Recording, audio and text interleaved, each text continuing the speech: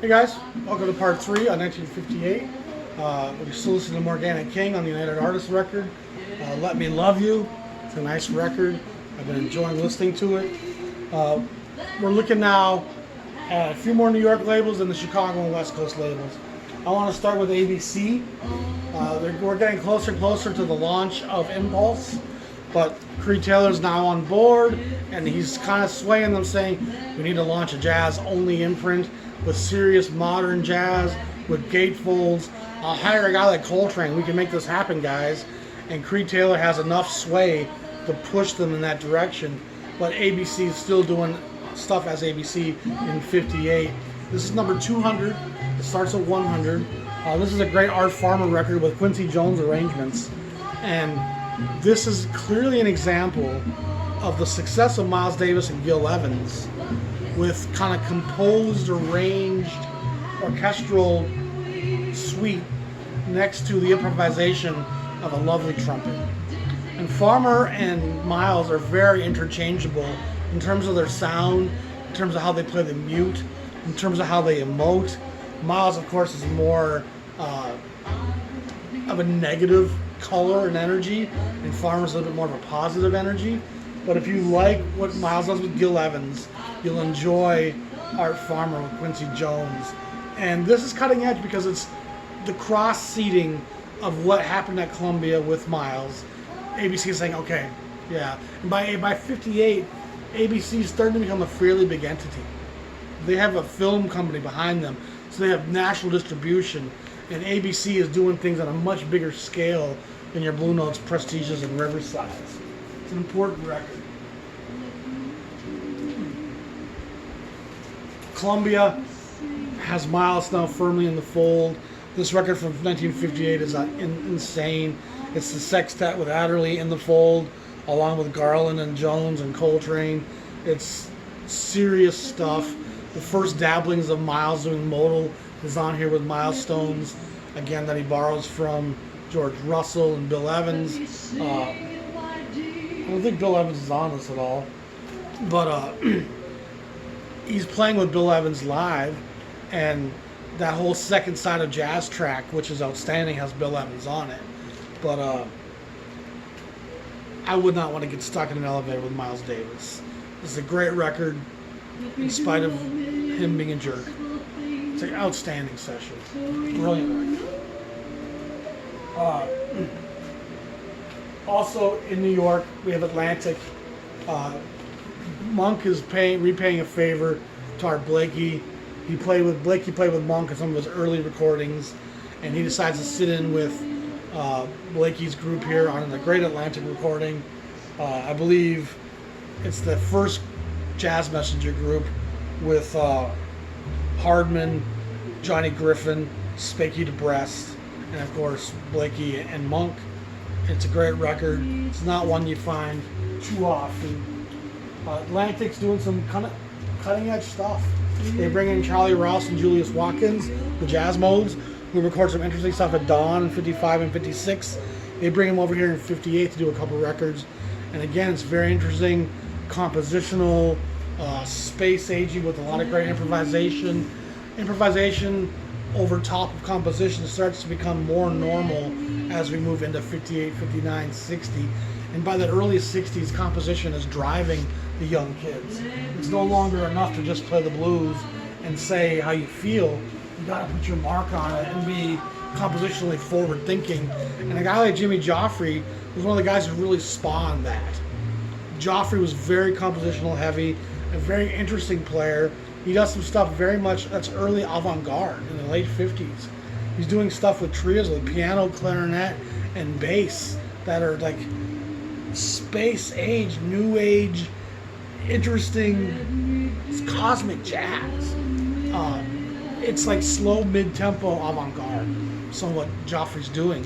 He's a big composer. He's being hired by a lot of people, and a lot of people are playing his compositions because he's seen as a very innovative force.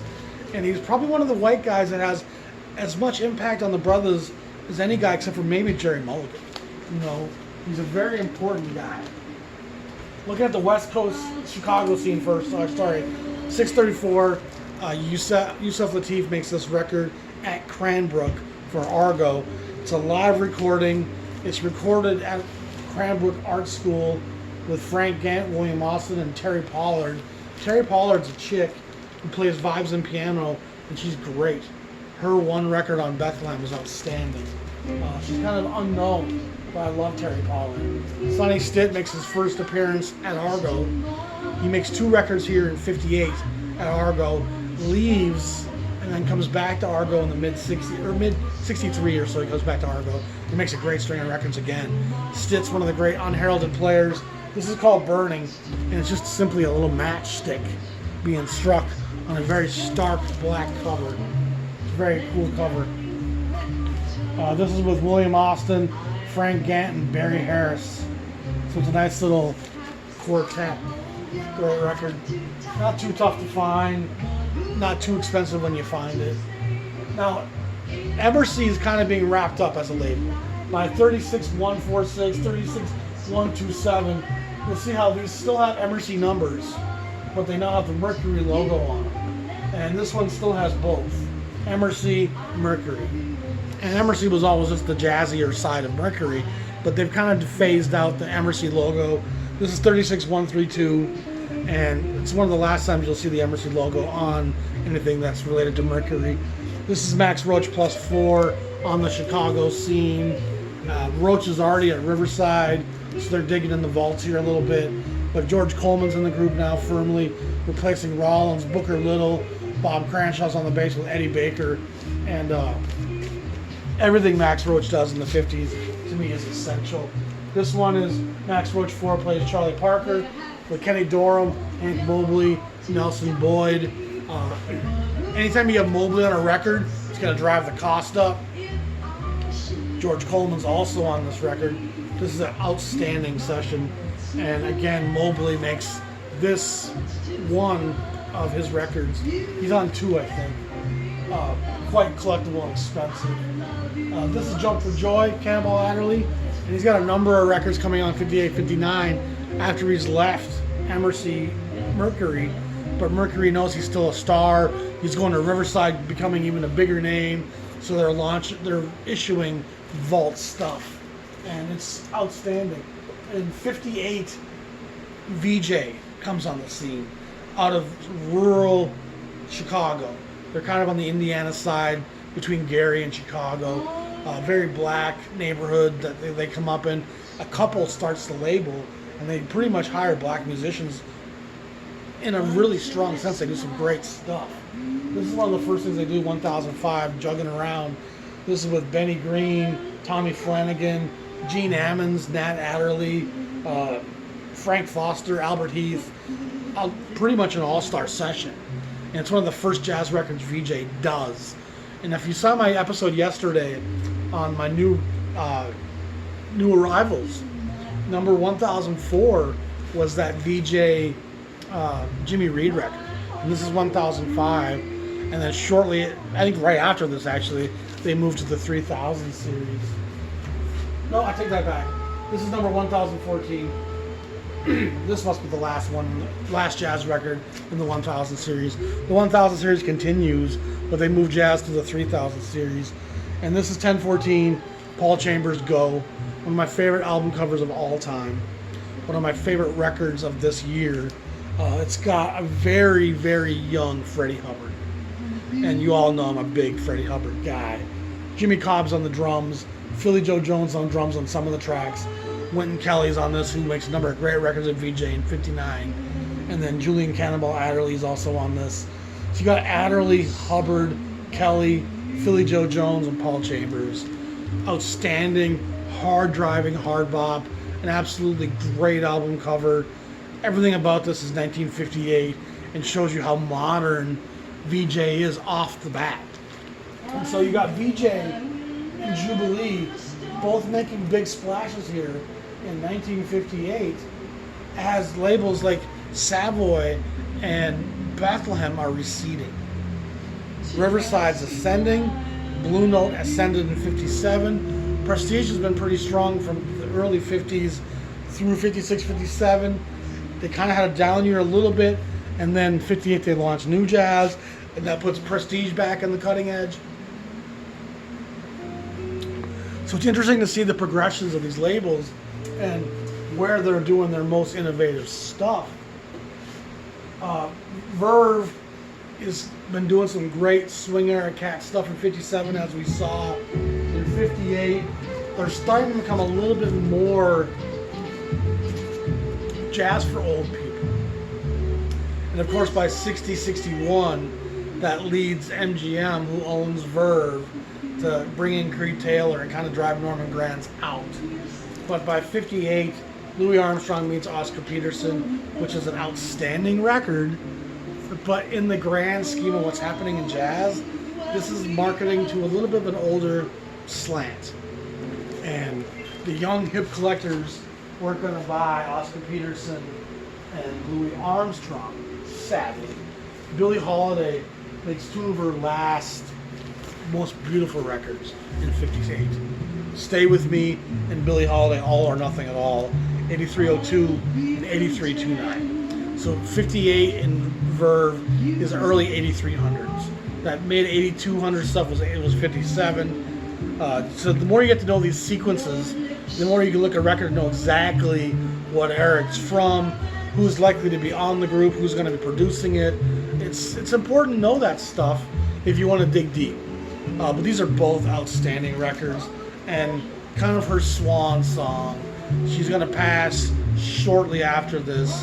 Her last record at MGM with Ray Ellis Orchestra is beautiful, but she's very weak and frail, and that record's a little bit less jazz than what she's doing here.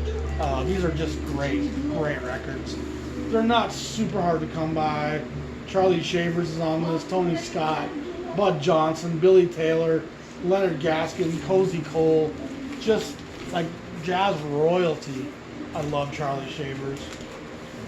And on this one, we got Ben Webster, Sweets Edison, Jimmy Rouse, Barney Kessel, Joe Mondragon, and Red Mitchell. Both outstanding. Both definitely are worth looking for. And then on the West Coast, as I said, the West Coast is starting to kind of lose its way some. They've been a real driving force in the mid-50s. And by 58, the sound of the West Coast is kind of being homogenized into the rest of the country. Cool is no longer really a thing. The hard driving cats are, it's just all crossbreeding. Hampton Hawes, the great pianist, puts out these three records, 35, 45, 46, and 47. It's an outstanding trio set. I'm trying to remember who the group was. Jim Hall was on this, a lot of this, along with Red Mitchell on the bass. And there's also, it's actually a quartet, sorry. These are great records. They're not super hard to come by or super expensive. And Hampton Hawes is a really great player. He also launched Ornette Coleman's career in 58.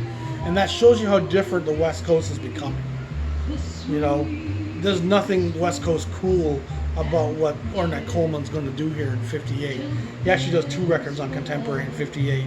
And you really see, it feels like what the West Coast sound is really disintegrating. You know, and West Coast cool really was over-applied as a label to a lot of things that weren't really cool at all. And Brubeck's now firmly at Columbia. Even Cal Tjader's about to get hired away from Fantasy and move to Verve. And in some ways, Verve in the 60s becomes the adaptation of the cool. A lot of that hipster chic stuff that they're putting out at Verve in the 60s, it's kind of loungy, it's kind of where the cool goes in a way.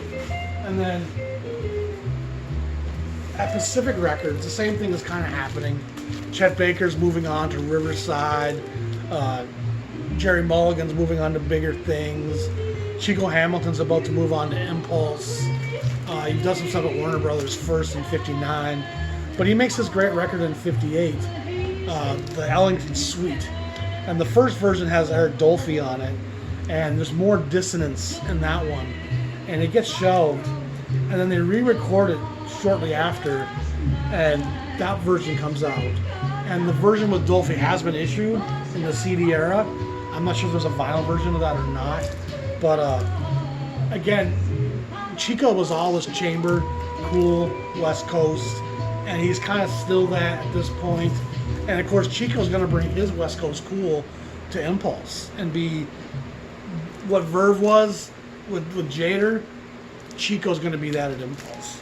And so the West Coast sound is really starting to disappear. And so 58's a great year. Hard bop's really starting to dominate the sound. 57, 58, 59 is that window. Modal's starting to become dabbled in. And Miles is going to start to make that a popular thing because of his fame with Columbia. You're seeing more and more edgier compositions by the young kids, especially the young White Cats, the Mulligans and Joffreys. That's part of what happens in the West Coast is these guys are great musicians with great education, and they start innovating compositionally. And the blues almost gets extricated from a lot of what happens in jazz going forward. And if there's anything that sealed the deathbed for jazz, it was when the blues got taken out of it. The blues is what jazz, it's what fuels it. It's what drove that engine for decades. And ego and composition are a different vehicle.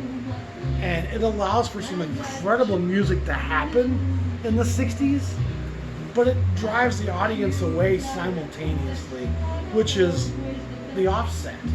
And so in 58 we're seeing transitions galore. Labels ebbing and flowing and waning. We're seeing the sound start to change. We've lost some of the great stars of the music with Clifford Brown and Charlie Parker, and Billie Holiday's about to pass away, Lester Young's about to pass. So there's changes happening. And the new young kids want to reinvent the music themselves and put their imprint on it. And you start to see that happening. And all in all, it's an incredible year. And as we move into 1959, we all know what a legendary year that's going to be. It's often hyped as one of the greatest years in jazz history. Of course, that's coming from a limited viewpoint. I always feel like that discounts a lot of the first decades of the music. But again, the modern jazz collector is very much comes from an LP era understanding comprehension, as I once did very much. My collection was very much 56, 57 forward. And it's when you go back and understand what got us to this point that you see some of the real transitions that are happening and the for good and the for bad nature of both of it. That's 1958. I hope you enjoyed it. Y'all be safe. Peace.